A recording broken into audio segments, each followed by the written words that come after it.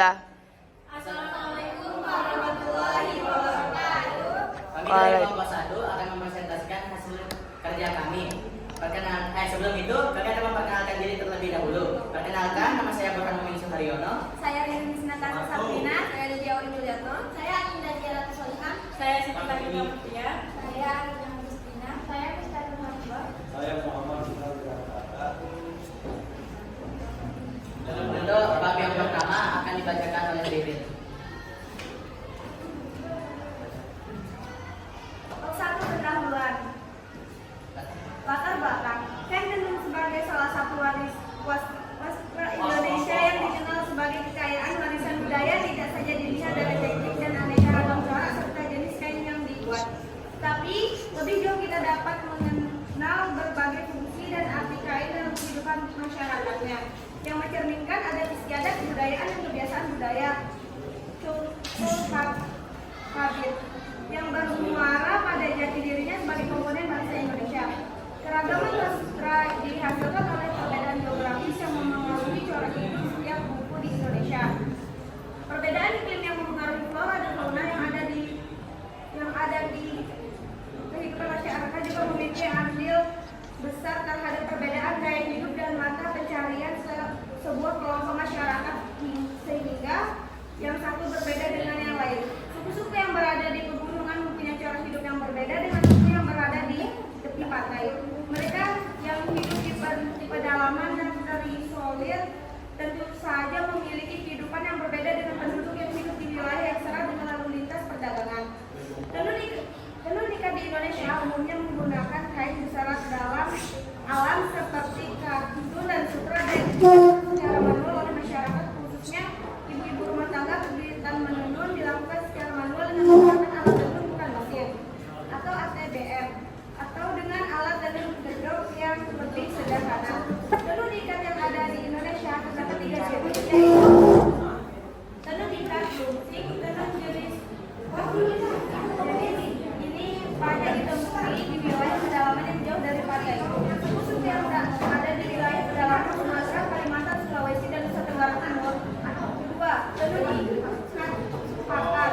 Daerah yang mengembangkan tradisi tenun ikat pakan karena berada di daerah-daerah pantai seperti Nusa Tenggara Barat, Aceh, Sumatera Selatan, Sulawesi Selatan, Sulawesi Tengah, Jawa, dan Bali. Tenun ikat pakan banyak dipengaruhi oleh budaya India dan Cina karena daerah-daerah yang mengembangkan tenun jenis ini merupakan wilayah perdagangan sehingga sangat memungkinkan para pedagang dari negara lain untuk datang. Tiga, tenun ikat double. Hanya yang 3 tempat di dunia yang memiliki tenun ikat double, yaitu Jepang yang dikenal dengan Yasuyoko Gasu, India yang dikenal dengan kain patola, dan Indonesia dengan kain geringsing yang berasal dari Tenganan Karangasem Bali.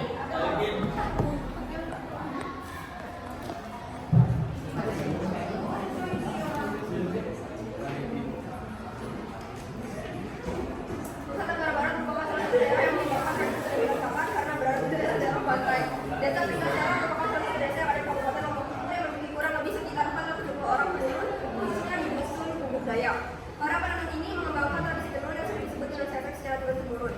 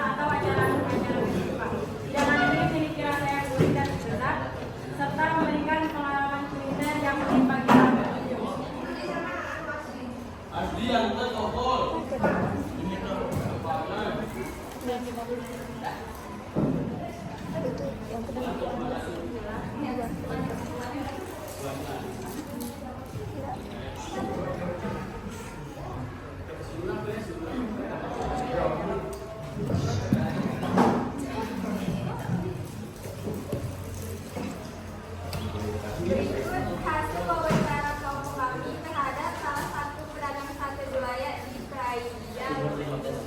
Nama Guru Kaya. Isi wawancara bersama Guru Kaya 1. Mengapa dinamakan sate Bulaya? Karena sate ini umumnya disajikan atau diulangkan bersama dengan Bulaya. Dari mana sate Bulaya berasal?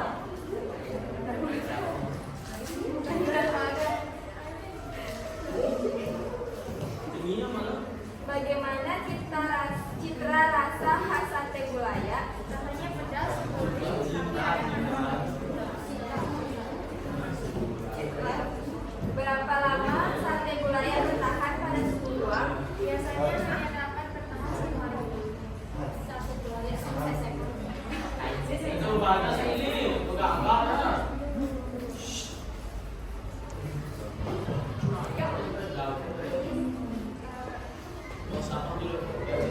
Berikut hasil wawancara kelompok kami terhadap warga desa Sate Lomborengan.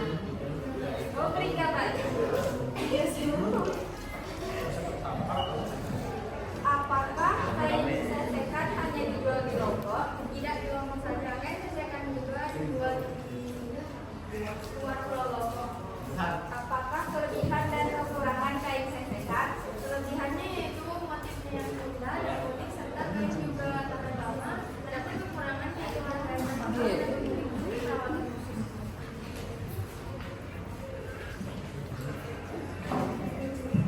Kesimpulan, kain sesekan adalah salah satu jenis kain tradisional khas dari suku Hakka yang merupakan suku yang tinggal di Pulau Lombok Indonesia. Kain sesekan ditenun secara tradisional lalu kemudian dipasang menggunakan jenis tradisional yang disebut dengan jerusi dan pakan. Sate Bulaya adalah salah satu hidangan khas dari Pulau Lombok Indonesia. Hidangan ini terdiri dari potongan daging yang ditusuk dan dipanggang, kemudian disajikan dengan saus kacang dan lontong serta dibungkus daun aren atau dikenal sebagai daun Bulaya. Hidangan ini sangat populer di Lombok dan sering dijual di warung-warung pinggir jalan maupun restoran-restoran lokal.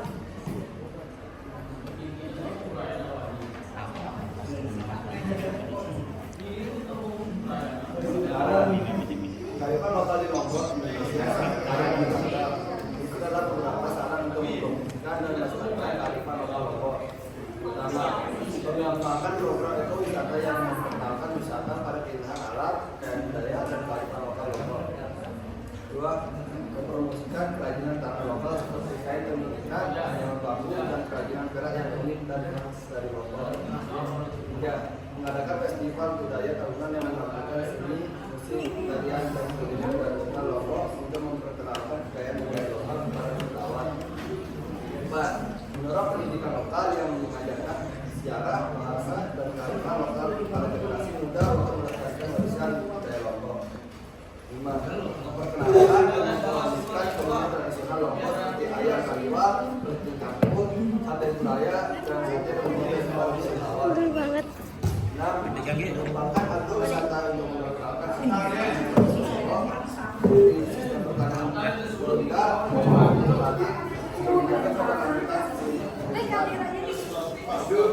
Dalam program homestay di desa-desa lokal menunjukkan So cantik. autentik dan memperkenalkan kehidupan masyarakat lokal kepada wisatawan. 8. Ngiring umum baik pembicaraan bahasa lokal Saka untuk menunjukkan bahasa bangsa dan memperkuat identitas budaya masyarakat Saka. 9. Bermitra dengan komunitas lokal dan mengembangkan program-program kearifan lokal untuk memastikan partisipasi yang aktif dan menjaga langsung pada masyarakat setempat. Sekian dari presentasi kami. Ada yang ingin bertanya? Berapa? Berapa pertanyaan? 3? Jadi kami membuka 3 sesi pertanyaan. 3 pertanyaan.